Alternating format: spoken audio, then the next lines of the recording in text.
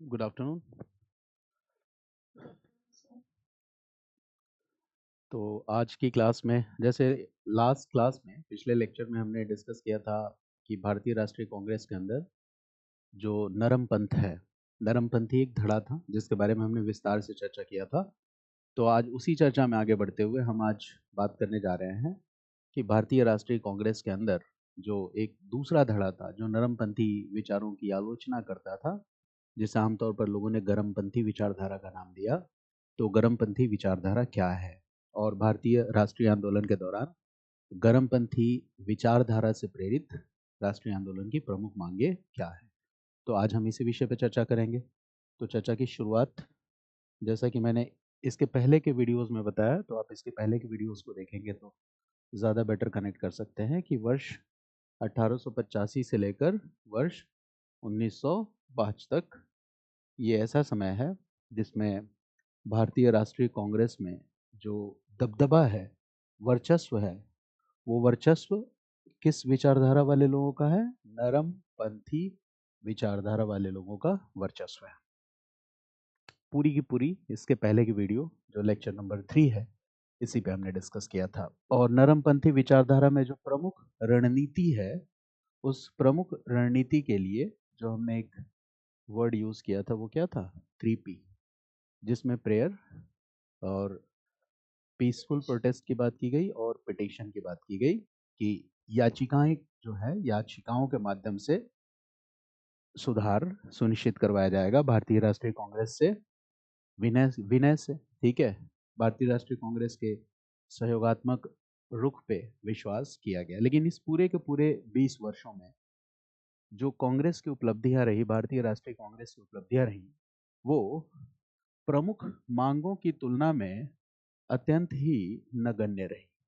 प्रमुख मांगों की तुलना में अत्यंत ही नगण्य रही। यानी कि अगर हम दूसरी विचारधारा के हिसाब से देखें तो भारतीय राष्ट्रीय कांग्रेस की उपलब्धियां अत्यंत ही नगण्य है। रही सही जो एक सबसे प्रमुख उपलब्धि थी वो थी 1892 में जो भारतीय परिषद अधिनियम आया, इंडियन काउंसिल एक्ट 1892, वही था। अब कांग्रेस की ये जो रणनीति थी, जिसमें पूरे के पूरे 20 वर्ष खपा दिए इंडियन नेशनल कांग्रेस ने, अब उसी कांग्रेस में नेताओं का एक वर्ग ऐसा था जो ये कह रहा था कि ब्रिटिश सरकार से अगर हमें अपनी मांगे मनवानी है तो ब्रिटिश सरकार से अपनी मांगों को मनवाने के लिए, अपनी मांगों को मनवाने के लिए हमें कठोर रुख अपनाने की आवश्यकता है। तो ये साफ साफ एक संदेश था कि हमें कठोर रुख अपनाने की आवश्यकता है। इस लचीले रुख से कुछ नहीं होने वाला है। इस लचीले रुख को, ये जो रुख था, रणनीति था, इनके दृष्टिकोण में ये रुख क्या था? लचीला, लचीला रुख था। और इसी वजह से इसके लिए एक और शब्द का प्रयोग किया, हालांकि ये शब्द आलोचना का पक्ष है, जिसे हम राजनीतिक भिक्षावृत्ति भी कहते हैं। यानी कांग्रेस के अंदर एक ऐसा वर्ग तैयार हो रहा था जो ये कह रहा था कि पूरे के पूरे 20 वर्ष बीत गए भारतीय राष्ट्रीय आंदोलन के दौरान, हम अपनी मांग को प्रभावी ढंग से, हमने मांग को तो रखा लेकिन ब्रिटिश सरकार ने इन मांगों को स्वीकार करने में आनाकानी की, उन्होंने इन मांगों को स्वीकार नहीं किया। तो अब हमें कठोर रुख अपनाने की आवश्यकता है, तरीका बदलने की जरूरत है। और जो नया तरीका है वो नया तरीका क्या होना चाहिए? तो इनका ये कहना था कि ये कठोर रुख किस रूप में होगा? 3S की रणनीति के रूप में होगा। तो इन्होंने एक नए प्रकार के रणनीति की वकालत की। भारतीय राष्ट्रीय कांग्रेस के ही जुड़े हुए सदस्य थे और युवा बहुत ही प्रेरित था। इस कठोर रुख अपनाने की बात करने वाले वर्ग से युवा बहुत ही प्रेरित थे। तो गरम पंथ, इसी कठोर रुख अपनाने की वकालत करने वाले धड़े को हम गरम पंथ कहते हैं। और इसने जिस रणनीति की वकालत की उसका नाम है 3S। 3S का तात्पर्य क्या है? तो पहले इसका मतलब है सेल्फ रिलायंस, जिसको हम आत्मनिर्भरता भी कहते हैं। यानी कि यह वर्ग जोर दे रहा था आत्मनिर्भरता पे। दूसरे इसका मतलब है सेल्फ सेक्रीफाइस, आत्म बलिदान की भावना, सेल्फ सेक्रीफाइस, या इसे हम आत्म बलिदान की भावना के नाम से जानते हैं। आत्म बलिदान की भावना। पहला जो एस है इसका मतलब है सेल्फ सेक्रीफाइस। दूसरे एस का तात्पर्य है सेल्फ रिलायंस, आत्म बलिदान। ठीक है। और तीसरा जो है वो स्ट्रॉन्ग विल की बात करता है। और स्ट्रॉन्ग विल का मतलब क्या हो गया? ठीक है, आत्मबल। ठीक है, यहाँ सेल्फ सेक्रीफाइस आत्म बलिदान की बात की गई। और अगर हम सेल्फ सेक्रीफाइस करें, सेल्फ रिलायंस करें, आत्मनिर्भर होने के लिए प्रयास करें, इन दोनों के लिए जो सबसे ज्यादा जरूरी है वो क्या है? स्ट्रॉन्ग विल, जिसको हम कठोर दृढ़ इच्छा शक्ति के नाम से भी जानते हैं। ठीक है, कठोर और दृढ़ इच्छा शक्ति के नाम से भी जानते हैं। जब इंसान आत्म बलिदान की भावना से प्रेरित होगा, कठोर संघर्ष करने की भावना से प्रेरित होगा, जब वो ये कहेगा कि हमें स्वराज तो चाहिए, लेकिन स्वराज अंग्रेजों से भीख के रूप में नहीं चाहिए। हमें अंग्रेजों से भीख मांगने की आवश्यकता नहीं है। स्वराज कोई भीख की वस्तु नहीं है। इसके लिए कठोर संघर्ष, त्याग और बलिदान की जरूरत है।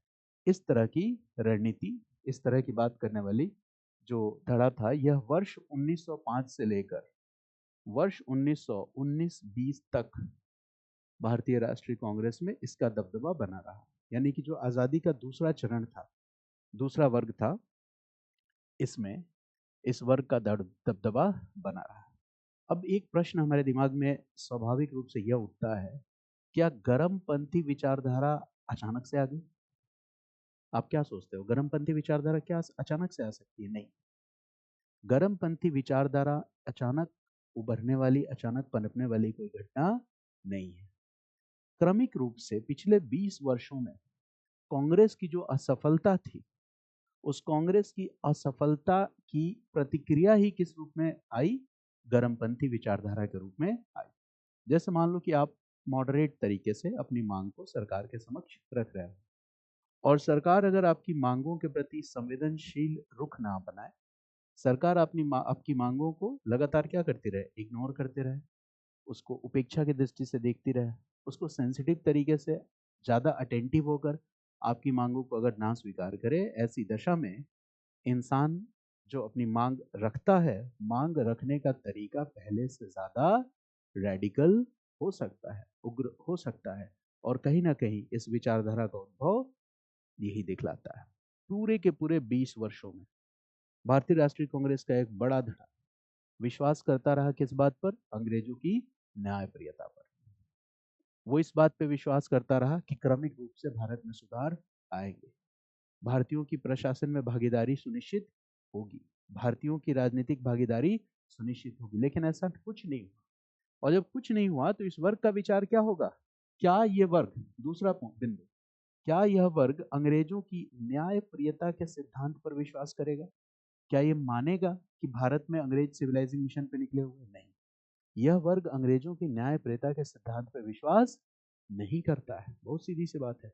यह वर्ग जो था, यह अंग्रेजों की न्यायप्रियता, यह वर्ग अंग्रेजों की न्यायप्रियता के सिद्धांत पर विश्वास नहीं करता था, के सिद्धांत पर विश्वास नहीं करता था। अंग्रेज न्यायप्रिय है, इस बात पे ये विश्वास नहीं करता था। और विश्वास नहीं करने के पर्याप्त कारण भी थे। और वो पर्याप्त कारण क्या है? क्यों ये वर्ग विश्वास नहीं करता था? इसके पीछे कारण है। इसका कारण ये है कि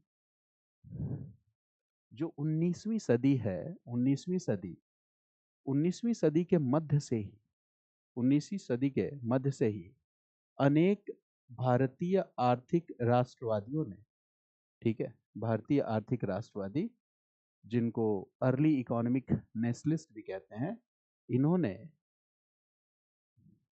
आर्थिक रूप से भारत का जो औपनिवेशिक शोषण हो रहा था, उस औपनिवेशिक शोषण की एक तस्वीर प्रस्तुत की भारतीयों के समक्ष, फैक्ट्स के साथ, तथ्यों के साथ, और तमाम तरह के इंफॉर्मेशन साझा किए भारतीय जनमानस के साथ कि किस प्रकार अंग्रेजी सरकार सिस्टमेटिक रूप से, व्यवस्थित ढंग से भारतीयों का आर्थिक शोषण कर रही थी और धन का एक तरफा हस्तांतरण कहाँ होता चला जा रहा था? ब्रिटेन में। तो यहाँ धन का एक तरफा हस्तांतरण भी होता चला जा रहा था, जिसको हम यूनिलैटरल ट्रांसफर ऑफ वेल्थ भी कहते हैं। और ये धन का एक तरफा हस्तांतरण कहाँ चला जा रहा था? ब्रिटेन को हो रहा था। और इस प्रक्रिया से, चूंकि ये धन का एक तरफा हस्तांतरण था, यूनिलैटरल ट्रांसफर था, इसके बदले में भारत को कुछ भी प्राप्त नहीं हो रहा था। तो इससे क्या हो रहा था? भारत को आर्थिक दृष्टिकोण से नुकसान हो रहा था। धीरे धीरे अंग्रेजी सरकार की आर्थिक नीतियों के परिणाम स्वरूप भारत में उद्योग धंधे भी डिक्लाइन होने लगे। उद्योग धंधों में भी ह्रास की स्थिति देखी गई, डिक्लाइन देखा गया। मध्यकाल में जो महत्वपूर्ण नगर थे, जो व्यापार के दृष्टिकोण से महत्वपूर्ण नगर थे, धीरे धीरे उन व्यापार के दृष्टिकोण से महत्वपूर्ण नगरों का भी पतन होना शुरू हो गया। इसके अलावा हस्तशिल्प उद्योग भारत में जो था, उस हस्तशिल्प उद्योग का भी पतन होना शुरू हो गया धीरे धीरे। कृषि कृषि पहले से ही संकट में थी, और ये सारी की सारी स्थिति कौन ऑब्जर्व कर रहा था? ये लोग ऑब्जर्व कर रहे थे। और इन्होंने कहा कि एक सिस्टमेटिक तरीके से, व्यवस्थित तरीके से भारत में ग्रामीणीकरण को बढ़ावा दिया जा रहा है, रूरलाइजेशन को प्रमोट किया जा रहा है। और भारत की गरीबी का प्रमुख कारण क्या है? भारत से होने वाला धन का एक तरफा हस्तांतरण। और अंग्रेजी सरकार जानबूझकर इस काम को कर रही है ना?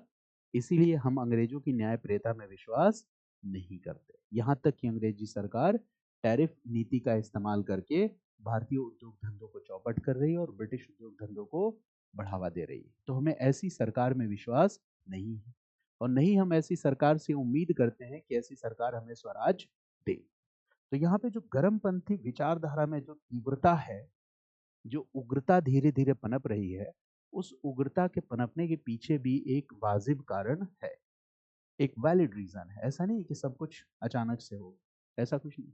दूसरी तरफ एक और कारण था जो बड़ा ही महत्वपूर्ण है भारत में गर्म पंथ के विकास से जुड़ा हुआ।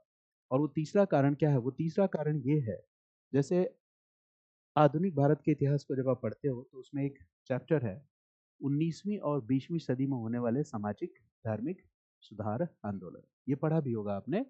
इस चैप्टर का नाम है 19वीं 20वीं सदी में होने वाले 19वीं 20वीं सदी में होने वाले 19वीं 20वीं सदी में होने वाले धार्मिक सामाजिक सुधार आंदोलन।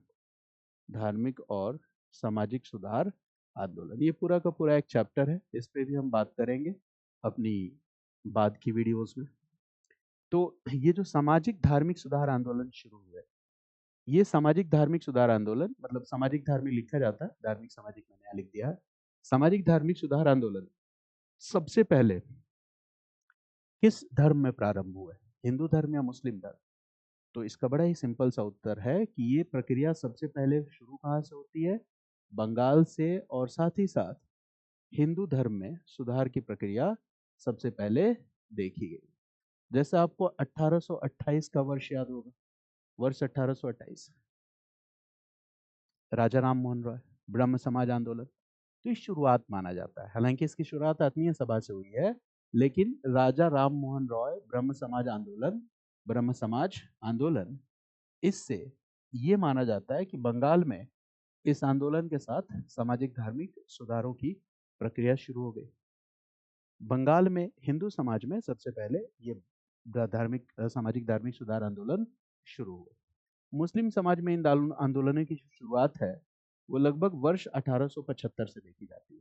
तो जब अगर हम मुस्लिम समाज की बात करें तो मुस्लिम समाज में इन आंदोलनों की शुरुआत वर्ष 1875 से देखी जाती है। इसका मतलब यहाँ पर सीधे सीधे फिर 50 वर्षों का एक टाइम लैग है। हिंदू सामाजिक सुधार आंदोलन और मुस्लिम सामाजिक सुधार आंदोलन, धार्मिक सुधार आंदोलन, इन दोनों में 50 वर्ष का गैप है। लेकिन इतना गैप होने के बाद भी, अच्छा ये बताओ कि मुख्य विषय क्या था? सामाजिक धार्मिक सुधार आंदोलन भारत में जो हुए, अगर हम संक्षेप में बात करें तो एक तो भारत में जो भी सामाजिक धार्मिक कुरीतियां थी, उन कुरीतियों से हमें लड़ना था। जैसे भारत में जो वर्ण व्यवस्था थी, जाति व्यवस्था थी, इसने क्या किया था? जाति व्यवस्था का जो कठोर रूप है, इसने कहीं ना कहीं समाज में विभेदीकरण को बढ़ावा दिया था। जाति विभेद को बढ़ावा दिया था। इसने सामाजिक एकता पर करारा प्रहार किया था। ये बात हमें समझना होगा कि जाति विभेद, धर्म विभेद, ये कहीं ना कहीं हमारी सामाजिक एकता के लिए खतरा है।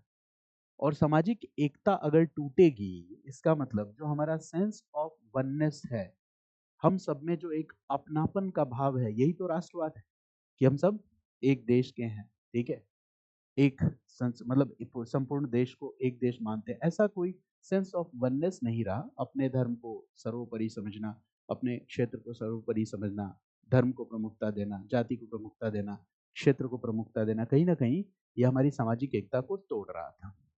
और उस समय जरूरत भी थी कि अगर हमें ब्रिटिश सरकार से अपनी लड़ाई को जारी रखना है तो उसके लिए एकता बहुत ही जरूरी थी। तो सामाजिक धार्मिक सुधार आंदोलनों का एक प्रमुख उद्देश्य जो था, ये था समाज में एकता को बढ़ावा देना। और जब सामाजिक एकता बढ़ेगी तो इससे राष्ट्रीय चेतना बढ़ेगी, सीधी सी बात है। यानी कि सामाजिक धार्मिक सुधार आंदोलनों के परिणाम स्वरूप भारत में सामाजिक चेतना में वृद्धि हुई, सामाजिक चेतना में वृद्धि हुई। और इस सामाजिक चेतना में वृद्धि के परिणाम स्वरूप राष्ट्रीय चेतना में भी वृद्धि हुई, राष्ट्रीय चेतना में भी वृद्धि हुई।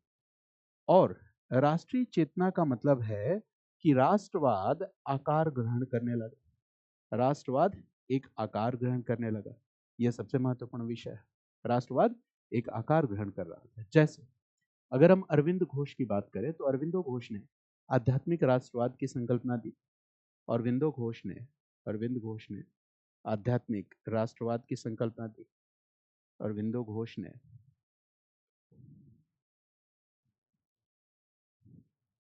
आध्यात्मिक राष्ट्रवाद की संकल्पना दी। अगर आप दयानंद सरस्वती की बात करोगे तो दयानंद सरस्वती ने क्या नारा दिया था? वेदों की तरफ लौटो, रिटर्न टू वेदास, वेदों की ओर लौटो। वही दयानंद सरस्वती ने नारा दिया, वेदों की ओर लौटो। दयानंद सरस्वती का नारा था, वेदों की ओर लौटो, वेदों की ओर लौटो। यहां तक कि स्वामी विवेकानंद भी स्वराज्य की बात करते हैं अपने भाषणों में। स्वामी विवेकानंद स्वराज्य की बात करते हैं। साथ ही साथ स्वामी विवेकानंद का जो सबसे बड़ा फोकस है वो इस बात पे है कि युवाओं को जागृत करना। अगर युवा जागृत हो गए तो हमारे समाज में, हमारे देश के समक्ष जो भी चुनौतियां हैं, उन सभी चुनौतियों को प्रभावी ढंग से हल किया जा सकता है। तो कहीं ना कहीं दयानंद सरस्वती भी स्वराज्य की संकल्पना को आगे बढ़ा रहे थे। स्वामी विवेकानंद ने भी स्वराज्य की अवधारणा किसी न किसी रूप में प्रकट की। और इसके साथ ही साथ इस पूरे के पूरे चरण में हम ये देख रहे थे कि जो प्राचीन भारत की गौरवशाली परंपरा है, उस प्राचीन भारत की गौरवशाली परंपरा को भी आगे बढ़ाने की बात की जा रही थी। एक तरह से rediscovery of India's past, Bharat का जो प्राचीन काल है उसको हम रीडिस्कवर कर रहे थे कि भाई हमारी भारतीय समाज और संस्कृति, अंग्रेज ये दावा कर रहे थे, किस बात का दावा कर रहे थे कि जो यूरोपियन रेसेस हैं वो दूसरी सभी प्रजातियों से सर्वश्रेष्ठ है। यानी उनके अंदर एक रेशियल सुपेरियोरिटी की भावना थी, प्रजातीय सर्वश्रेष्ठता की भावना थी। लेकिन सामाजिक धार्मिक सुधार आंदोलनों ने जब भारत की प्राचीन ऐतिहासिक और सांस्कृतिक परंपरा का अध्ययन किया, उनका पुनर्न्वेषण किया, ऐसी स्थिति में भारतीयों में अपने प्राचीन इतिहास के प्रति, प्राचीन संस्कृति के प्रति, प्राचीन धर्म के प्रति किस तरह के भाव पनपेंगे।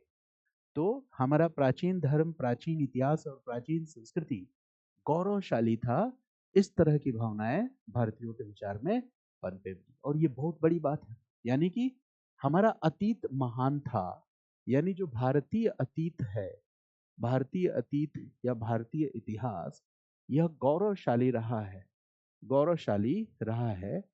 कहीं ना कहीं ये विचार पनपेगा। और जब आपके मन में ये विचार पनपेगा कि आपका प्राचीन इतिहास बड़ा ही ग्लोरियस रहा है, गौरवशाली रहा है, तो ये भी आपके मन में एक नेशनल कंसियसनेस, राष्ट्रीय चेतना के भाव को पैदा करेगा। वहीं दूसरी तरफ समानांतर रूप से अंग्रेज किस बात का दावा कर रहा है? अंग्रेज दावा कर रहा है कि यूरोपियन रेसेस जो हैं ये सुपीरियर है, रेशियल सुपीरियरिटी। वहीं दूसरी तरफ अंग्रेजों का जो दावा है वो रेशियल सुपीरियरिटी का है, प्रजातीय सर्वश्रेष्ठता का जो दावा है, ठीक है, ये दावा कहीं ना कहीं, इस दावा को भारतीय युवा वर्ग खंडित करेगा। इस दावा के प्रति एक रिएक्शन होगा, और वो रिएक्शन कहीं ना कहीं उससे ब्रिटिश सरकार विरोधी भावनाएं पैदा होंगी, और देश दुनिया से तमाम तरह के समाचार भी आते रहते थे। जैसे ऐसा नहीं है कि हिंदुस्तान में रहने वाले लोग देश दुनिया की खबरों से पूरी तरह से अनभिज्ञ थे, उनको जानकारी मिलती रहती थी। गांधी के साथ जो डरबन में हुआ, प्रिटोरिया, ठीक है, वो जो रेल यात्रा थी जिसमें गांधी को फर्स्ट क्लास रेलवे कंपार्टमेंट से निकाल के बाहर फेंक दिया गया। इसके अलावा दक्षिण अफ्रीका में भी क्लब्स में, बड़े रेस्टोरेंट्स में भारतीयों को जाने की इजाजत नहीं दी जाती थी। ये सारी बातें भारतीयों तक पहुंचती थी।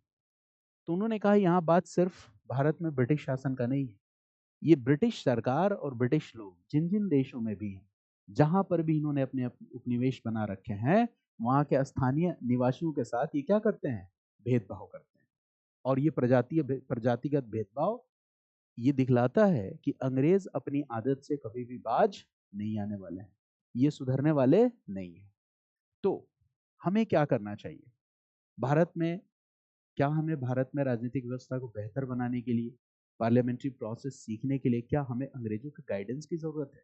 गरम पंथ का धड़ा कहेगा नहीं, हमें इनके गाइडेंस की जरूरत नहीं।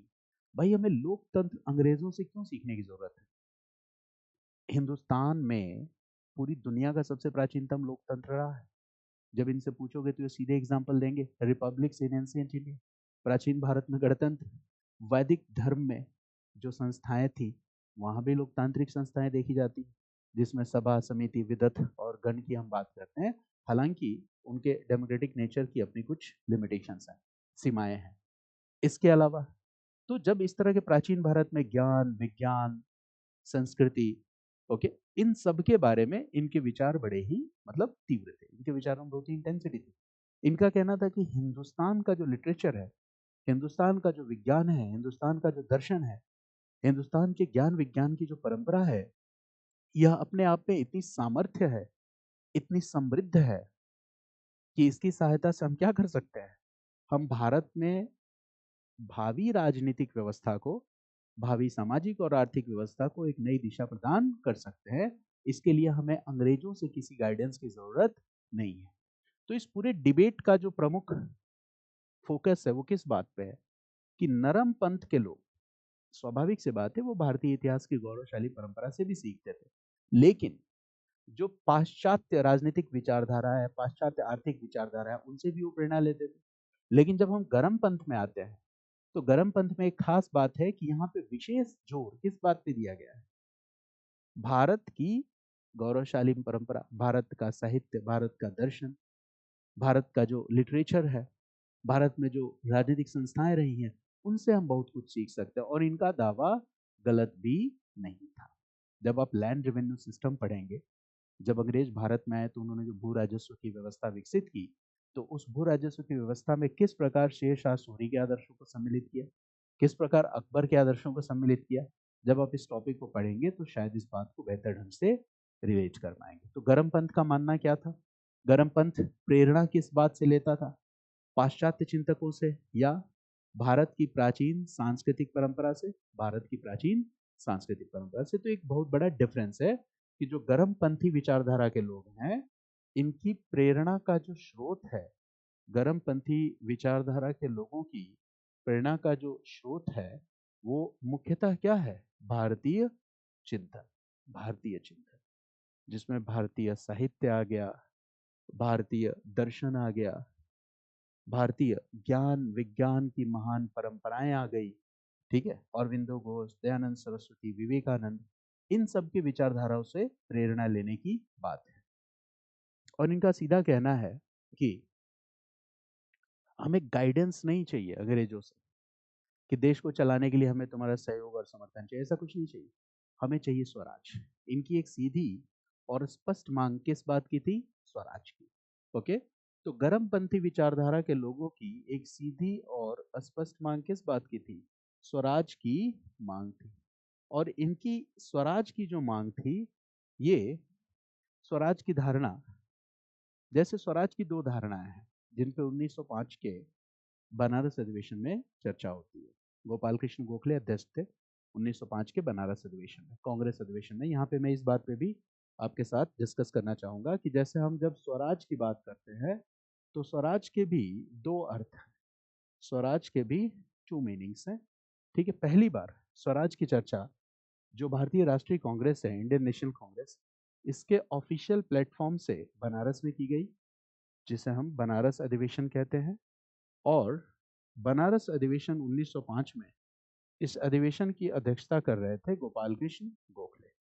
गोपाल कृष्ण गोखले, गोपाल कृष्ण गोखले ये आर्थिक चिंतकों में भी आते हैं, ये एक मॉडरेट ग्रुप्स के लीडर है। और गोपाल कृष्ण गोखले गांधी के राजनीतिक गुरु भी थे, पॉलिटिकल गुरु थे।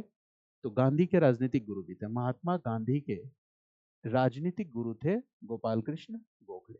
और गोपाल कृष्ण गोखले के राजनीतिक गुरु कौन थे? तो वो थे एमजी रानाडे। ये सीक्वेंस याद रखिएगा। गांधी के राजनीतिक गुरु कौन थे? गोखले, जो गांधी से सीनियर लीडर थे। और गोखले के राजनीतिक गुरु कौन थे? एमजी रानाडे, जो गोखले के भी सीनियर लीडर थे। और ये दोनों आर्थिक राष्ट्रवादी भी हैं, जिन्होंने अपने आर्थिक विचार भी प्रकट किए हैं भारत के आर्थिक शोषण पर। गोपाल कृष्ण गोखले भी आर्थिक राष्ट्रवादियों में आते हैं और एमजी रानडे भी आर्थिक राष्ट्रवादियों में आते हैं। तो 1905 में बनारस का अधिवेशन था और बनारस के अधिवेशन में गोपाल कृष्ण गोखले अध्यक्ष थे। और यहाँ पर पहली बार कांग्रेस के प्लेटफॉर्म से स्वराज विषय पर, स्वराज पर चर्चा हुई। और जब स्वराज पर चर्चा हुई तो यहाँ पर स्वराज के दो अर्थ उभर के आए। जब यहाँ पर स्वराज विषय पर चर्चा हो रही थी तो एक मॉडरेट्स के लिए स्वराज का क्या मीनिंग था, उदारवादियों के लिए स्वराज का क्या अर्थ था, है ना। एक नरम पंथियों के लिए, नरम पंथ में स्वराज का मतलब क्या है, मॉडरेट मीनिंग स्वराज की क्या है। और दूसरा एक्सट्रीमिस्ट मीनिंग स्वराज की क्या है, एक्सट्रीमिस्ट मीनिंग यानी गर्म पंथ में स्वराज का अर्थ क्या है। इन दोनों मुद्दों पे चर्चा होता है। नरम पंथ में स्वराज का अर्थ क्या है और गर्म पंथ में स्वराज का अर्थ क्या है। तो नरम पंथ में स्वराज का अर्थ क्या था? स्वराज का अर्थ था, सीधे से तौर पे अगर हम बात करें यहाँ पे, तो स्वराज का अर्थ है सेल्फ रूल। स्वराज का अर्थ है सेल्फ रूल। बट ये जो सेल्फ रूल है, this self rule will be insured under the guidance and control of the British in India. यहाँ पे जो सेल्फ रूल है, ठीक है, कि भाई भारतीय अपना शासन खुद देखेंगे, लेकिन ये किसके निगरानी में होगा, किसके नियंत्रण में होगा? ब्रिटिश सरकार के। यानी हम यहाँ पे अंग्रेजों को पूरी तरह से इस सिस्टम से हटाने की वकालत नहीं कर रहे हैं। हम क्या कह रहे हैं, यहाँ पे सेल्फ रूल है, बट ये सेल्फ रूल कैसे है? ये सेल्फ रूल है under the guidance and control of British, British के नियंत्रण में ये सेल्फ रूल ऐसा है। ये सेल्फ रूल है under the guidance and control of British, अंग्रेजों के गाइडेंस में, निर्देशन में, अंग्रेजों के नियंत्रण में। तो क्या यहाँ पे ब्रिटिश सरकार की उपस्थिति की अनिवार्यता तो पूरी तरह से खत्म करने की बात की गई? आंसर इज नो, नहीं। यहाँ पे क्या माना गया है कि ब्रिटिश शासन जरूरी भारत के राजनीतिक उद्धार के लिए, यानी यहाँ पे ब्रिटिश शासन की अनिवार्यता पे बल दिया गया। ब्रिटिश शासन को पूरी तरह से अप्रूव करने की बात नहीं की गई। वहीं जब गर्म पंथ ने अपनी डेफिनेशन दी, तो गर्म पंथ का डेफिनेशन ये था कि भाई self rule by Indians, self rule by Indians, Indians अपना जो शासन है उसको देखभाल करने में पूरी तरह से समर्थ हैं। और यहाँ पे हमें ब्रिटिश रूल का गाइडेंस नहीं चाहिए, ब्रिटिश शासन का निर्देशन नहीं चाहिए, ब्रिटिश शासन की अनिवार्यता नहीं चाहिए। इनकी अनिवार्यता से मुक्त होकर हम अपना शासन पूरी तरह से, शासन का काम काज पूरी तरह से देखने में समर्थ है। बहुत सीधा सा इनका कहना था कि हमें ब्रिटिश शासन की अनिवार्यता नहीं चाहिए, ठीक है, हम अपना शासन पूरी तरह से देखने में समर्थ है। हम अंग्रेजों के सिविलाइजिंग मिशन थियरी में विश्वास नहीं करते, सभ्य बनाने के मिशन में विश्वास नहीं करते। हम वो लोग हैं जो ब्रिटिश शासन के प्रति लॉयल नहीं है, वफादार नहीं है। बहुत सीधी सी बात है कि हम ब्रिटिश शासन के प्रति वफादार लोग नहीं है। अच्छा, ये लोग जो इस विचारधारा को रख रहे हैं वो किस रणनीति पे विश्वास करते हैं? तो इनका कहना है कि हम अंग्रेजी सरकार को लव लेटर नहीं लिखेंगे, हम प्रेयर पिटीशन जैसी तकनीक पे विश्वास नहीं करते हैं। ठीक है, हम किस बात में विश्वास करते हैं? तो हम जनता की शक्ति में विश्वास करते हैं। They believe in the capacity of the masses. यानी कि जो एक्सट्रीमिस्ट ग्रुप है, गरम पंथ है, यह किस बात में विश्वास करता है? जनता की शक्ति, जनता की बल, strength and capacity, capability of the masses, जन आंदोलन। अच्छा बताओ, अगर आप जनता की शक्ति, जनता की सामर्थ्य पे विश्वास करोगे तो क्या आप जन आंदोलनों में यकीन करोगे? हाँ, आप जन आंदोलनों में यकीन करोगे कि भाई अपनी बात मनवाने के लिए 10 लाख लोगों के लिए मैं सड़क को साथ लेके सड़क पर उतर जाऊंगा। इसको कहते हैं जनता की शक्ति में विश्वास करना। और आपको पता है कि जब आप ऐसा करोगे तो सरकार आपकी मांग को मानने के लिए विवश हो जाएगी। और अगर आप एप्लीकेशन लिखते रहोगे तो ब्रिटिश सरकार आपकी मांग को नहीं मानेगी। तो सीधा इनका फॉर्मूला था जनता की शक्ति पर विश्वास, believe in the capacity of the masses. यानी कि जो भी जनता की शक्ति पर विश्वास करेगा, क्या वो जन आंदोलनों में विश्वास करेगा? हाँ या नहीं? हाँ, ये जन आंदोलनों में विश्वास करते हैं। सबसे बड़ी बात है, जन आंदोलनों में विश्वास करते हैं। जैसे बंगाल का जब विभाजन हुआ, आगे मैं इस घटना पे जिक्र करूंगा, इसके लिए अगला वीडियो होगा। वर्ष 1905 में लॉर्ड कर्जन ने जब ये निर्णय लिया कि बंगाल का विभाजन किया जाएगा, तो बंगाल के विभाजन के विरोध में एक आंदोलन शुरू हुआ। और ये आंदोलन शुरू करने का विचार किसका था? ये आंदोलन शुरू करने का विचार एक्सट्रीमिस्ट का था, गरमपंथी दल के लोगों का था। हालांकि ये अलग बात है कि बाद में इसमें नरम पंथ ने भी अपना समर्थन दिया। जो बंगाल विभाजन विरोधी आंदोलन था, उसी को हम किस नाम से जानते हैं? स्वदेशी आंदोलन के नाम से जानते हैं, जो वर्ष 1905 से 1907-8 के दौरान प्रगति में रहा। तो इसको शुरू करने की बात किसने कही थी? इसको शुरू करने की बात एक्सट्रीमिस्ट ने कही थी, गरमपंथी विचारधारा के लोगों ने कही थी। हालांकि बाद में इसको समर्थन किसने दे दिया था? मॉडरेट्स ने दे दिया था। इसको ऑफिशियल सपोर्ट मिल गया था, किसका? इंडियन नेशनल कांग्रेस का। बट इसकी वकालत किसने की थी? तो गरमपंथी विचारधारा के लोगों ने की थी। तो ये जन आंदोलनों की शक्ति में विश्वास करते थे। प्लस इनका और आइडिया क्या था? तो जब जन आंदोलनों की शक्ति में विश्वास करेंगे तो यहाँ इनकी दो और स्ट्रेटजीज होंगी। एक होगी बहिष्कार की नीति। जन आंदोलनों में ये बहिष्कार की नीति पर भी विश्वास करते हैं, बहिष्कार की नीति पर भी विश्वास करते हैं। और साथ ही साथ असहयोग का रुख या दृष्टिकोण, असहयोग का रुख या दृष्टिकोण। और जन आंदोलनों में एक और बात पे इनका फोकस है, और वो फोकस क्या है? स्वदेशी, स्वदेशी के विकास को बढ़ावा देना।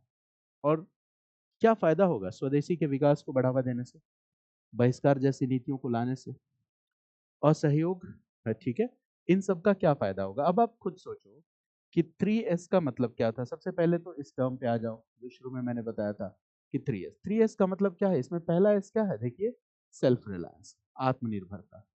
आत्मनिर्भरता कैसे आएगी? आप सोचो, अंग्रेज जब हिंदुस्तान में आए तो व्यापारी के रूप में आए थे। उनका प्रमुख उद्देश्य क्या था? व्यापार वाणिज्य। बहुत सीधी सी बात है। और भारत में जब ब्रिटिश सत्ता की स्थापना हुई, तो ब्रिटिश शासन की स्थापना, क्या वो ब्रिटिश क्राउन का रूल था शुरुआती दौर में? नहीं। भारत में जब देखो, ईस्ट इंडिया कंपनी भारत में व्यापार करने आई। यहाँ पे एक जनरल टाइमलाइन में लिख रहा हूँ 1600, जिससे आप इजीली रिलेट कर पाओगे। फिर 1757 से माना जाता है कि भारत में ब्रिटिश शासन की स्थापना हो गई। और यहाँ भारत में ब्रिटिश शासन की स्थापना का मतलब क्या है? किसका शासन स्थापित हुआ? कंपनी का शासन स्थापित हुआ। Company means what? एक व्यापारिक कंपनी, एक ट्रेडिंग कंपनी का शासन स्थापित हुआ। और फिर आगे चलकर वर्ष 1858 में यहाँ पर ब्रिटिश क्राउन, ब्रिटिश क्राउन यानी ब्रिटिश सरकार का शासन स्थापित हुआ। यानी ये पूरा का पूरा लगभग 100 वर्षों का काल जो है, यहाँ पे किसने शासन किया? कंपनी ने शासन किया। तो वर्ष 1858 में क्राउन का शासन तो आ गया, लेकिन जो संरचना कंपनी के शासन के काल से ही चली आ रही थी, वो संरचना वैसी की वैसी निरंतर रही। मेरी बात समझ गया ना? यानी कंपनी की जगह क्राउन के आ जाने से कोई मूलभूत और आमूलचूल परिवर्तन नहीं हुआ। शोषण की वो व्यवस्था वैसे ही निरंतर रही, बस क्लेम्स बदल गए, दावे बदल गए। अब कंपनी की जगह क्राउन आ गई, और क्राउन ये कह रही थी कि भाई भारत में जो भारतीय नागरिक हैं, इनको हम ब्रिटिश नागरिकों के तुल्य समझेंगे, और किसी भी प्रकार का इनके साथ भेदभाव नहीं किया जाएगा। हालांकि ये दावा आगे चलकर ये साफ हो जाता है कि ये दावा सत्य नहीं है। अब इस पूरे के पूरे सिस्टम में अंग्रेज भारत में है, क्या वो सिर्फ शासन और प्रशासन का काम देख रहे हैं या व्यापार भी कर रहे हैं? वो व्यापार भी कर रहे हैं। यानी कि ब्रिटिश अंग्रेज भारत में उपस्थित हैं, उसके पीछे एक सबसे बड़ा कारण है भारत का लाभकारी व्यापार, प्रॉफिटेबल ट्रेड विथ इंडिया। तो अगर भारत में अंग्रेजों का व्यापार लाभकारी नहीं रह जाएगा, प्रॉफिटेबल नहीं रह जाएगा, तो क्या भारत में अंग्रेज बने रहेंगे या वापस चले जाएंगे? बताओ। भारत में अंग्रेज बने नहीं रहेंगे, भारत से अंग्रेज वापस चले जाएंगे। यानी भारत में अंग्रेजों की उपस्थिति किस बात पर निर्भर करती है? भारत में अंग्रेजों की उपस्थिति भारत में अंग्रेजों की उपस्थिति किस बात पर निर्भर करती है? तो यह निर्भर करती है भारत के साथ लाभकारी व्यापार पर। भारत के साथ लाभकारी व्यापार पर भारत में अंग्रेजों की जो प्रेजेंस है, उपस्थिति, वो इसी बात पर निर्भर करती है। और अगर ये लाभकारी व्यापार अलाभकारी हो जाए, नॉन परफॉर्मिंग हो जाए, प्रॉफिटेबल नहीं रहे, तो क्या वो रुकेंगे यहाँ? बताओ, यस या नो? नहीं, वो नहीं रुकेंगे। इसका मतलब अगर लंबे समय तक अंग्रेजों ने क्या किया है? टैरिफ नीतियों में बदलाव किया है, ठीक है, इसके अलावा सरकारी मशीनरी का दुरुपयोग किया है, भारतीय उद्योग धंधों को क्या किया है? खत्म कर दिया है, ठीक है, कृषि को नॉन प्रॉफिटेबल बना दिया है। तो अगर हम कुछ ऐसा करें कि अगर हम स्वदेशी वस्तुओं के उपयोग को बढ़ावा दे दें और ब्रिटिश वस्तुओं का बहिष्कार करना शुरू कर दें, तो जब चलो ठीक है, आप सस्ता ब्रिटिश वस्तु भारत में ले आ रहे हो, ब्रिटेन में उद्योगों का बना हुआ सस्ता माल आप भारत में, ठीक है, इंसर्ट किए जा रहे हो, भेजे जा रहे हो, भेजे जा रहे हो, भेजे जा रहे हो, और चूंकि वो सस्ता है, मशीन से बना हुआ है, तो भारतीय उसको खरीद रहे हैं, कॉस्ट इफेक्टिव है वो, इसीलिए भारतीय उसको खरीद रहे हैं। लेकिन अगर कुछ ऐसा हो कि भारतीयों के अंदर राष्ट्रवाद की भावना से प्रेरित होकर ये बात पूरी तरह से उनके मन मस्तिष्क में बिठा दी जाए कि अगर आप विदेशी वस्तुओं को खरीद रहे हो, तो कहीं ना कहीं आप भारत माता के साथ क्या कर रहे हो? अन्याय कर रहे हो, अत्याचार कर रहे हो, इनजस्टिस कर रहे हो, आप अपनी माँ को बेच रहे हो अगर आप विदेशी वस्तुओं को खरीद रहे हो। ये भावना जब हिंदुस्तानी के दिमाग में जाएगी, तो वो क्या करेगा? विदेशी वस्तुओं का बहिष्कार करेगा, विदेशी कपड़ों का बहिष्कार करेगा। सबसे ज्यादा कपड़ों की बात क्यों की जाती है? इसके पीछे भी एक कारण है, और वो कारण क्या है कि ब्रिटेन में जब औद्योगिक क्रांति हुई थी, तो वो औद्योगिक क्रांति अपने आरंभिक दशा में क्या थी? मूल रूप से टेक्सटाइल रिवॉल्यूशन था, ठीक है, टेक्सटाइल रिवॉल्यूशन था। ब्रिटेन का जो इंडस्ट्रियल रिवॉल्यूशन था, औद्योगिक क्रांति, वो मूलभूत रूप से क्या था? कपड़ा उद्योग के क्षेत्र में क्रांति था, टेक्सटाइल रिवॉल्यूशन था। और इंडिया से जो एक्सपोर्ट था, जिस एक्सपोर्ट में इंडिया डोमिनेट करता था, इंडिया का वर्चस्व था दुनिया के दूसरे हिस्सों में, वो क्या था? टेक्सटाइल गुड्स वही थे, ठीक है, सिल्क और ये सारी चीजें। तो अब तरीका क्या है कि भारतीयों के अंदर राष्ट्रवाद की भावना को प्रेरित करो, स्वदेशी वस्तुओं को बढ़ावा दो, स्वदेशी उद्योग धंधों को बढ़ाने पे जोर दो, स्वदेशी स्कूल्स खुलवाओ जहाँ पे बच्चों को ऐसी शिक्षा मिले जिससे कि उनके दिमाग में राष्ट्रवाद की भावनाएं भरे, और साथ ही साथ विदेशी वस्तुओं का क्या करो? बहिष्कार करो। तो ये एक स्ट्रैटेजी थी, आंदोलन की स्ट्रैटेजी थी। लेकिन ये स्ट्रैटेजी इतनी आसान नहीं है। अगर आपसे ये कहा जाए कि भाई आपके सामने दो चॉइस है, एक है इंडिया का बना हुआ शर्ट जिसकी कीमत है 3500, और दूसरी तरफ ब्रिटेन की इंडस्ट्री की बनी हुई एक शर्ट है जो काफी ब्राइट है, काफी चमकीली है, उसको पहन के एकदम रणवीर सिंह की तरह दिखने लगोगे, वैसी शर्ट है, और उसकी कीमत केवल 200 रुपीज है। तो एज ए कंज्यूमर आपकी चॉइस और आपकी प्रेफरेंस क्या होगी? आपकी प्रेफरेंस ये 200 रुपए वाली शर्ट होगी। आपको लगेगा अरे यार मेरा आइडल है रणवीर, क्या है वो, सिंह है, हाँ सिंह है शायद, है ना, तो वो पहनता है इस शर्ट को, 200 रुपए में मिल जा रही है, उसकी ब्रांडिंग भी अच्छी है, तो आप उसी को खरीदोगे ना। आप 3500 रुपए की शर्ट क्यों खरीदोगे? यानी कि अगर आप 200 रुपए की शर्ट को छोड़कर 3500 रुपए की शर्ट खरीदते हो, जो भारतीय लोगों की बनाई गई है, ठीक है, करघे की बनाई गई है, सूत की कताई करके बनाई गई है, चरखे से बनाई गई है, तो ये आपके किस भावना को दिखलाता है? आत्म बलिदान के भावना को दिखलाता है। मेरी बात समझ गया ना? महंगी वस्तु को खरीदना आपके पास चॉइस है सस्ती वस्तु खरीदने का, लेकिन वो ब्रिटिश वस्तु, उसको छोड़ के आपने एक महंगे भारतीय वस्तु को खरीदा। ये भी क्या है, एक प्रकार का आत्म बलिदान है। और ये छोटा मोटा बलिदान नहीं है। अगर ये बलिदान हिंदुस्तान का हर नागरिक करे तो अंग्रेज अपना बोरिया बिस्तर समेट के चले जाएंगे। अच्छा, आत्म बलिदान का भावना ये भी है कि अगर जरूरत पड़ी तो देश के लिए हम जान गंवाने से भी नहीं चूकेंगे। इसे भी हम क्या कहते हैं, आत्म बलिदान की भावना ही कहते हैं। ठीक है, ये सारी बातें हैं। अब क्या है, यानी स्ट्रॉन्ग विल चाहिए। अगर आप ये काम कर रहे हो, सेल्फ सेक्रीफाइस कर रहे हो, अपने जान को देश पे न्यौछावर कर रहे हो, सस्ती वस्तुओं की जगह महंगे भारतीय उत्पाद का चयन कर रहे हो, तो ये क्या है, एक प्रकार का आत्म बलिदान है, जिसके लिए आपको कठोर और दृढ़ इच्छा शक्ति की आवश्यकता है। और अगर आप ऐसा कर गए तो क्या हो जाएंगे, आत्मनिर्भर हो जाएंगे। क्यों आत्मनिर्भरता पे ज्यादा जोर है? ऐसा इसलिए है क्योंकि अंग्रेजों के आने के पहले भारतीय गांव आत्मनिर्भर थे, स्वनिर्भर थे। भारत की ग्रामीण अर्थव्यवस्था आत्मनिर्भर थी, स्वनिर्भर थी। यहां तक कि संपूर्ण भारतवर्ष में जो बैलेंस ऑफ ट्रेड था वो किसके पक्ष में था, भारतीयों के पक्ष में था। यानी संपूर्ण भारतवर्ष में अगर आप देखोगे ट्रेड एंड कॉमर्स को, तो हम ज्यादा निर्यात करते थे और कम आयात करते थे। अभी कंडीशन क्या हो गई थी अंग्रेजों के आने के बाद, हम आयात ज्यादा करने लगे थे और निर्यात हमारा कम हो गया था। तो जब क्या होगा, किसी भी देश से होने वाले निर्यात की मात्रा में कमी हो जाएगी और आयात की मात्रा बढ़ जाएगी। ऐसी दशा में वहां पे क्या होगा, व्यापार संतुलन उस देश के पक्ष में होगा या विरोध में होगा, विरोध में, यानी नकारात्मक व्यापार संतुलन की स्थिति हो गई थी। ब्रिटिश आर्थिक नीतियों ने भारतीय गांवों को आत्मनिर्भर नहीं रहने दिया था, शहरों को आत्मनिर्भर नहीं रहने दिया, संपूर्ण भारतीय अर्थव्यवस्था को आत्मनिर्भर नहीं रहने दिया। तो जरूरत क्या थी कि फिर से हम अपनी अर्थव्यवस्था को क्या करें, आत्मनिर्भर बनाएं। ठीक है, और आत्मनिर्भरता के लिए जरूरी क्या है कि हम अपने भारतीय उद्योग धंधों को प्रेरित करें, जो हमारी घरेलू डिमांड है, डोमेस्टिक डिमांड्स है, ठीक है, उसको जनरेट करें और उस डोमेस्टिक डिमांड्स को इंडियन गुड्स के साथ लाके जोड़ दें।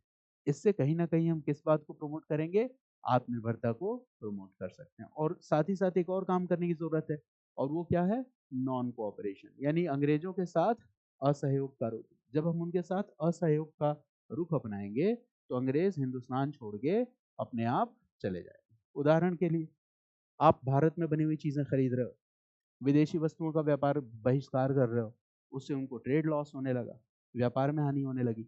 लगातार हानि वो बर्दाश्त नहीं कर पाएंगे, प्लस वो दूर से आए हैं, दूसरे देश से आए हैं, इंडिया में बड़ी बड़ी हवेली बना के रहते हैं, ठीक है, और नौकर चाकर किसको रखते हैं, वो हिंदुस्तानियों को।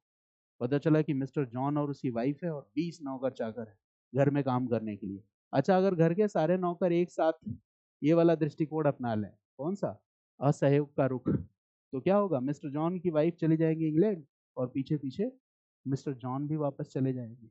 ये बस एक जोक है, लेकिन इसके माध्यम से आप समझिए कि भारत में ब्रिटिश शासन मौजूद क्यों है, क्योंकि उस स्ट्रक्चर को सपोर्ट कौन कर रहा है, हम ही तो कर रहे हैं ना। जब भारत में ब्रिटिश सरकार जो थी, या भारत में ब्रिटेन की जो सेना थी, उस ब्रिटेन की सेना में सबसे ज्यादा संख्या किसकी थी, भारतीय सैनिकों की थी। तो उस स्ट्रक्चर को सपोर्ट करने वाले लोग कौन है, हम ही हैं। भारत में ट्रेड एंड कॉमर्स में सबसे टॉप पे आ रहे थे ब्रिटिश लोग, लेकिन उन ब्रिटिश लोगों के असिस्टेंट और सहायक कौन लोग थे, हम ही लोग थे। तो जरूरत किस बात की थी कि जो भारतीय लोग हैं वो एक असहयोग का रुख अपनाएं, और इससे भारत से अंग्रेज अपने आप चले जाएं। और गर्म पंथ वाले लोगों को बहुत हंसी आती थी, और उनका अंग्रेजों से स्वराज मांगने की क्यों जरूरत है भाई, उनसे ऐसा क्या चीज है जो मांग रहे हो, सब तो हमारा ही है, फिर हमें मांगने की क्या जरूरत है, जो हमारा है वो हमें मांगने की क्या आवश्यकता है। और ये जो वर्ग था गर्मपंथ, स्वाभाविक सी बात है कि इसमें शहरों में रहने वाले बुद्धिजीवी भी थे गर्मपंथ में, ऐसा नहीं कि सारे के सारे गांव के लोग थे। लेकिन हाँ, एक बात जरूर थी, ये जो गर्मपंथी विचारधारा के जो नेता थे, गर्मपंथी विचारधारा के जो भी नेता थे, ये गर्मपंथी विचारधारा के नेता जो आम जनमानस है इसके साथ बहुत बेहतर तरीके से जुड़ाव रखते थे। यानी ग्रास रूट लेवल पे इनका जो कांटेक्ट था आम जनमानस के साथ, वो बहुत ही शानदार था। आम जनमानस के साथ इनका जुड़ाव बहुत अच्छा था। सबसे बड़ी बात है कि युवाओं में इनकी लोकप्रियता थी, युवाओं में लोकप्रियता थी, आम जनमानस के बीच इनकी लोकप्रियता थी। और आपको ये जान के आश्चर्य होगा कि पिछले 20 वर्षों में 1885 से 1905 में, ये पूरे के पूरे पिछले 20 वर्षों में जो भारतीय राष्ट्रीय कांग्रेस की लोकप्रियता, भारतीय राष्ट्रीय कांग्रेस की लोकप्रियता में तीव्र वृद्धि हुई, उस लोकप्रियता को बढ़ाने के पीछे भी सबसे अहम भूमिका कौन निभा रहा था? सबसे अहम भूमिका ये गरमपंथी विचारधारा के लोग ही निभा रहे थे। क्योंकि जो नरमपंथी लोग थे, आमतौर पे शहरों में रहने वाले लोग थे, इंग्लिश स्पीकिंग पीपल थे, मेरी बात समझ गया ना? अंग्रेजी बोलने वाले लोग थे, गांव के लोगों से बहुत बेटर कनेक्ट नहीं कर पाते थे। तो ये बात आपको समझनी है कि भारतीय राष्ट्रीय कांग्रेस की लोकप्रियता को बढ़ाने में भी गरमपंथी विचारधारा की बहुत ही महत्वपूर्ण भूमिका थी। दूसरी चीज, गरमपंथ विचारधारा के लोग युवाओं में लोकप्रिय इसलिए भी थे, इसका जो अगला जो सबसे महत्वपूर्ण कारण है वो ये है कि जैसे मान लो कि आप भारत के किसी गांव में रहने वाले कोई किसान है, ठीक है, आपको लगान देने में देरी हो गई, अंग्रेज अधिकारी आया, उसके साथ लठियल्स भी आए, लठैत भी आए, और उन्होंने 8-10 लाठी लगाया, लाठी चार्ज किया, कोड़े से आपकी पिटाई की, ठीक है, और वापस चले। अब मान लो कि मैं गरमपंथी नरमपंथी विचारधारा का नेता हूँ, मैं मॉडरेट्स हूँ, मैं गांव में आया, तो आप मुझसे कहोगे कि साहब ब्रिटिश अधिकारी आए थे, उनके साथ सोल्जर्स थे, और चूंकि मैं लैंड रेवेन्यू भू राजस्व समय पर नहीं दे पाया तो उन्होंने जम के मेरी कुटाई की। तो मैं क्या कहूँगा? मैं मॉडरेट लीडर हूँ, मैं कहूँगा परेशान होने की जरूरत नहीं है। अब वो समय आ गया है कि अंग्रेजी सरकार के सामने हम अपनी मांगों को बहुत मजबूती से रख रहे हैं, और तुम्हारी इस मांग को मैं कांग्रेस के मंच से उठाऊंगा, और अंग्रेजों से हम ये जवाब मांगेंगे कि उनके अधिकारी इस तरह का संवेदनशील रवैया क्यों अपना रहे हैं। अंग्रेजों को इस बात का जवाब देना होगा, ठीक है।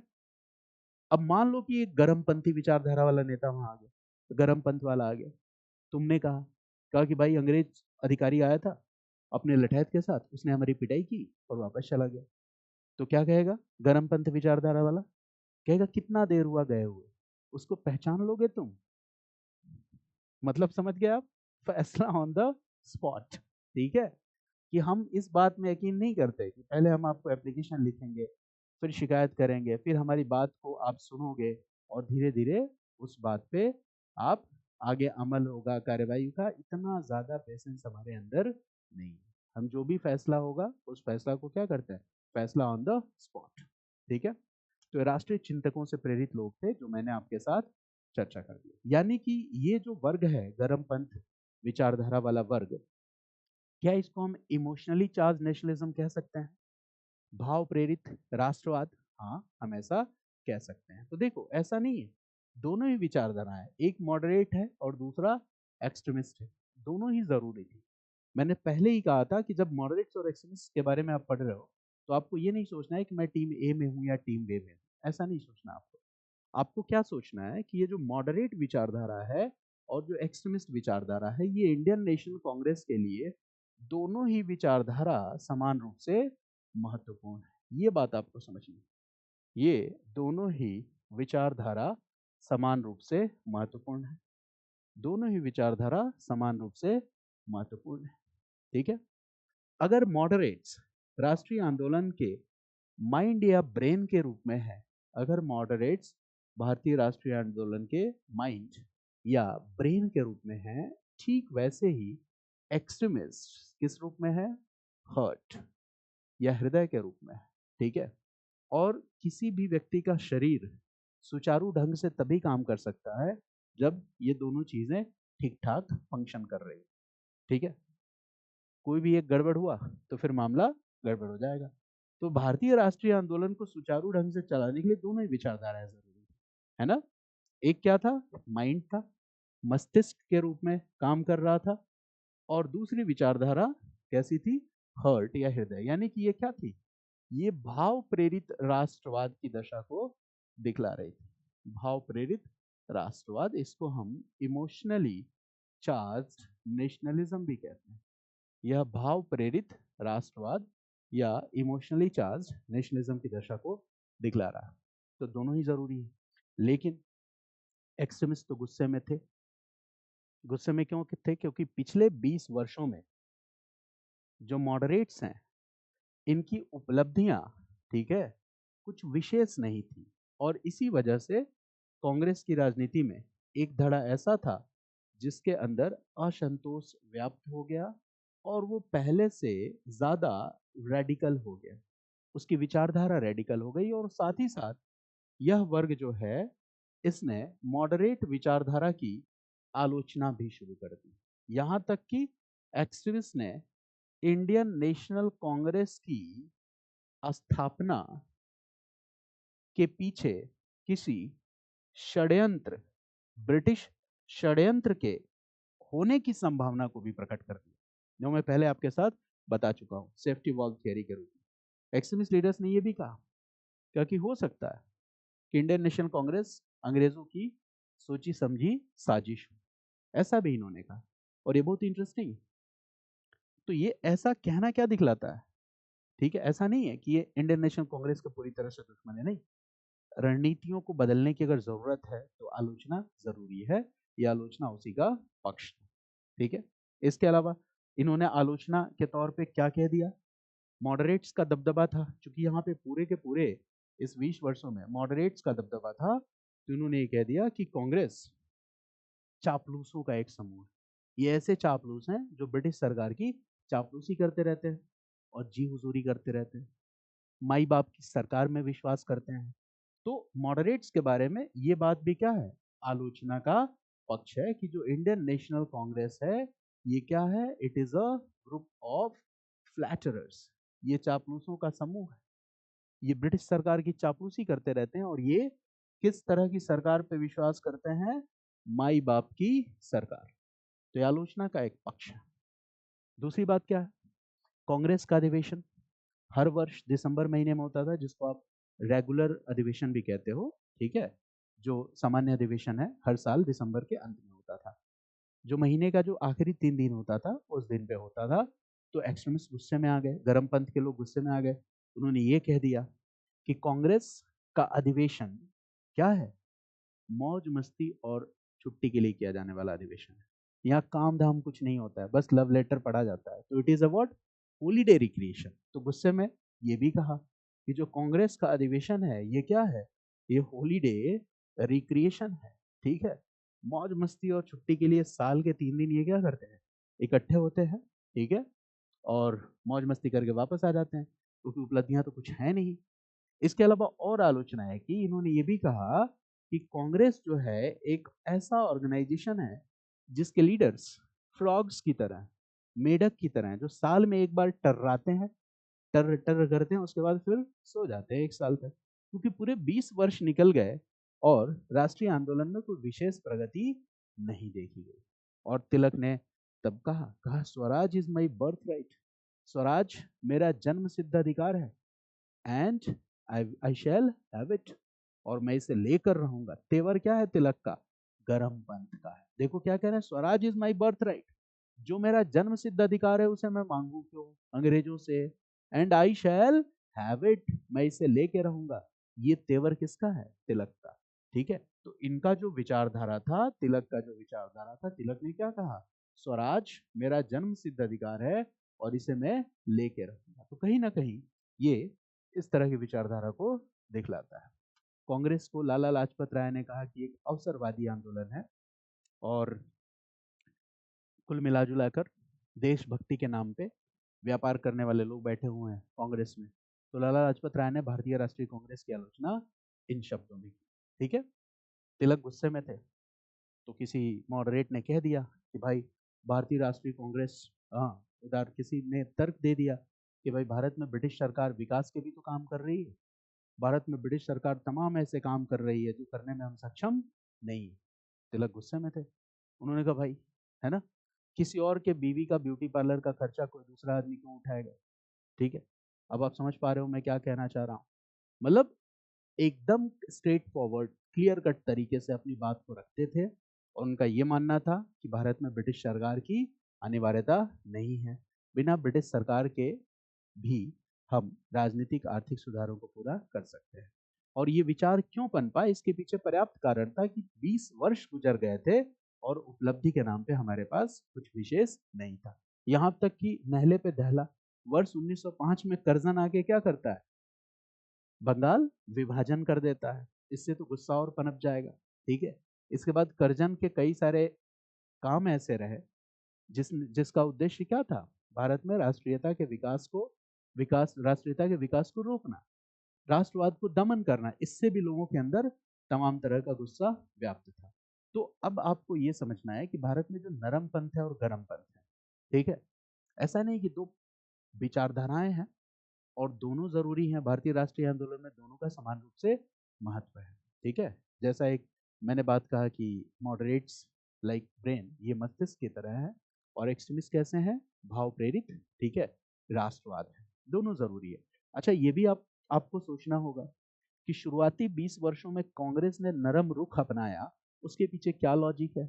अब आप समझ पा रहे हो, शुरुआती 20 वर्षों में कांग्रेस के नरम रुख अपनाने के पीछे, अब देखो जस्टिफिकेशन क्या है कि ये जो शुरुआती 20 वर्ष हैं इसमें कांग्रेस ने नरम रुख अपनाया था। इसका कारण ये था कि कांग्रेस को सरकार के दमन से बचाए रखना।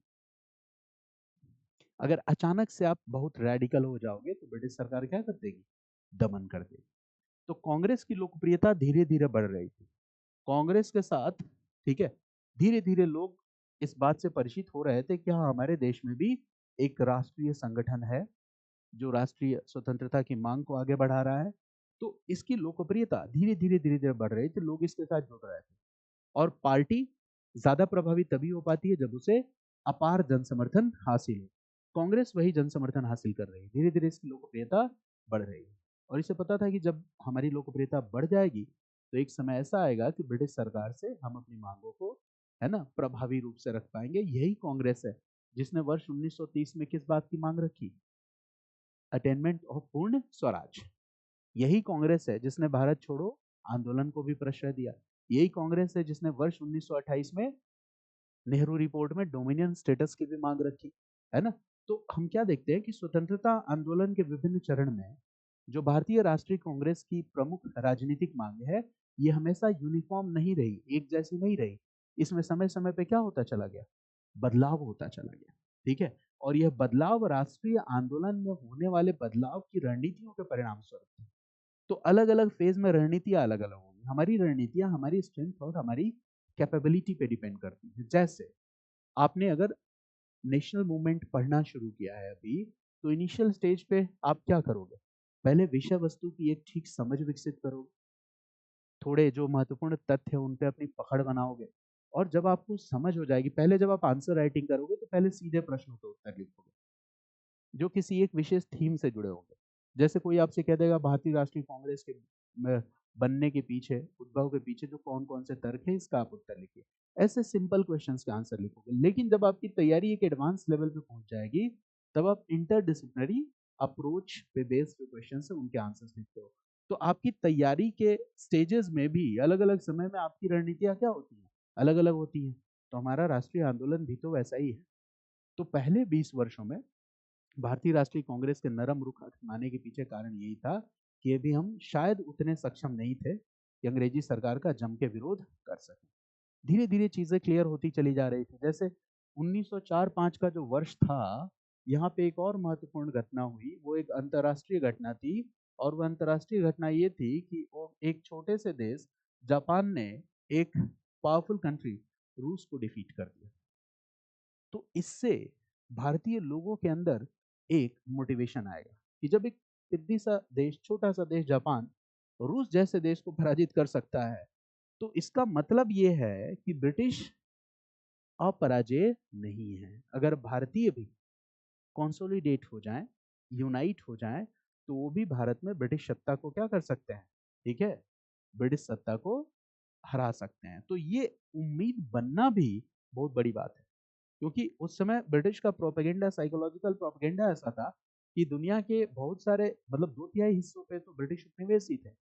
और उन्होंने एक साइकोलॉजिकल पिक्चर प्रेजेंट करी थी कि देखो ब्रिटिश बहुत ही दुनिया में सबसे पावरफुल हैं और ये अपराजेय हैं, इनको किसी भी तरह से हराया नहीं जा सकता। तो इस वजह से भी लोगों के अंदर एक साइकोलॉजिकल फियर था, मनोवैज्ञानिक डर था। तो बहुत सारी ऐसी घटनाएं हुई, अंतर्राष्ट्रीय घटनाएं हुई, जिन्होंने लोगों के मनोवैज्ञानिक डर को कम कर दिया। इसके अलावा यूरोप में तमाम ऐसी घटनाएं हुई, जैसे 1870-71 में इटली और जर्मनी का यूनिफिकेशन पूरा हो गया, एकीकरण पूरा हो गया।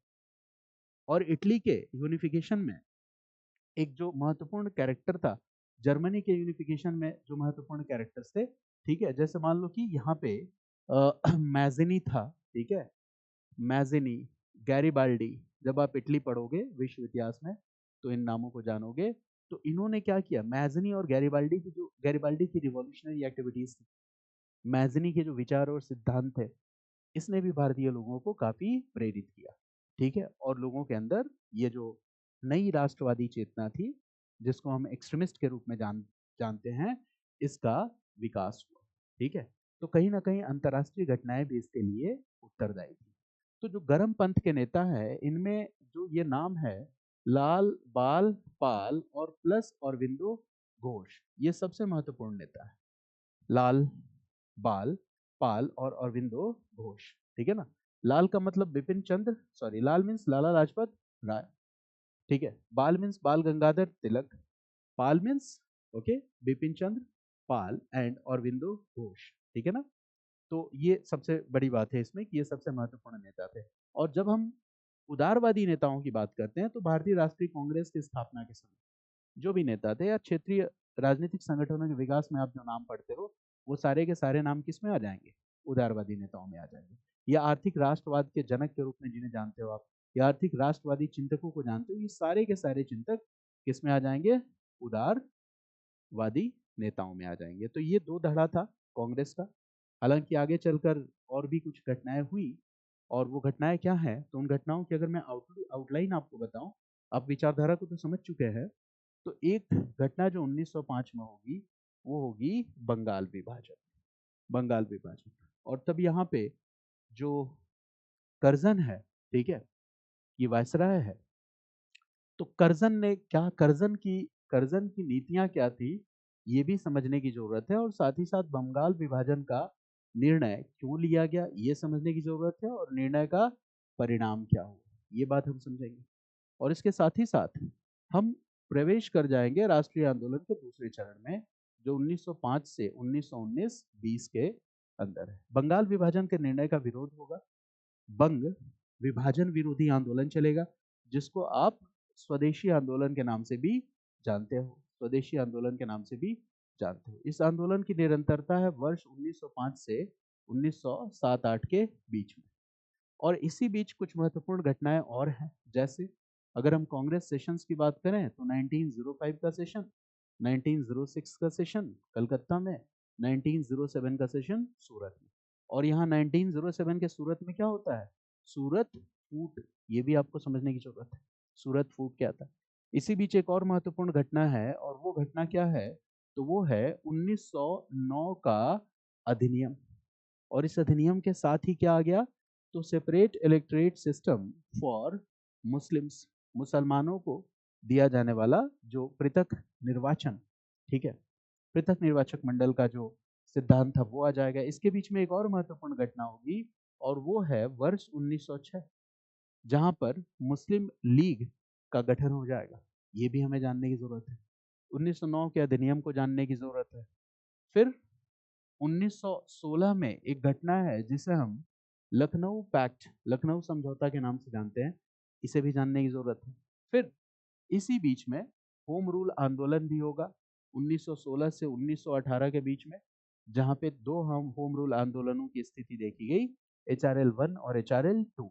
और इसी बीच में वैश्विक स्तर पर देखें तो प्रथम विश्व युद्ध की शुरुआत हो जाएगी, फर्स्ट वर्ल्ड वॉर, जो वर्ष 1914 से 1918 तक है। और इसमें तमाम अभी ऐसी घटनाएं हैं जो हम जानेंगे, गांधी का दक्षिण अफ्रीका से आगमन, उसके बाद राउलेट कमीशन का गठन, ठीक है, गांधी ने भारत में कौन कौन से क्षेत्रीय सत्याग्रह किए, इनके बारे में चर्चा करेंगे। तो इस बीच में तमाम ऐसी घटनाएं हैं जो राष्ट्रीय आंदोलन के दृष्टिकोण से महत्वपूर्ण है।